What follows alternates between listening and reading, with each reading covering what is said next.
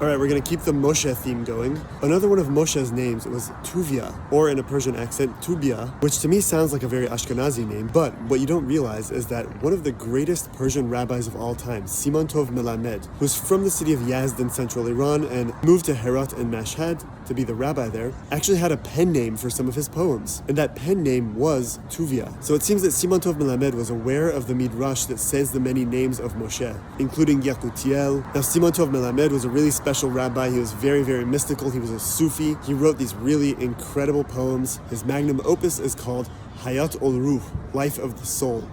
I finished it this year. It's one of the most beautiful things I've ever read in any language. It's written in Judeo-Persian. And like the rabbis of many other Jewish communities, there are actually a bunch of stories associated with Siman Tov Melamed about the many interesting things that happened in his life, his death.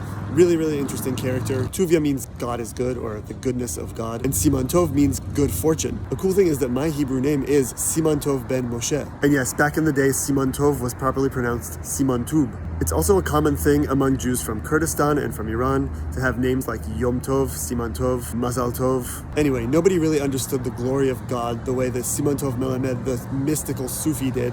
Here I am, just like Siman Tov Melamed, understanding the mystical amazingness of the world. Who would have known that 200 years ago the Jews of Mashhad were being forcefully converted to Islam, and the Jews of Yazd were living in poverty in the desert, and the Jews of Herat were being forced out of their homes on death marches, and yet today, their descendants are listening to Bad Bunny and hanging out in Miami.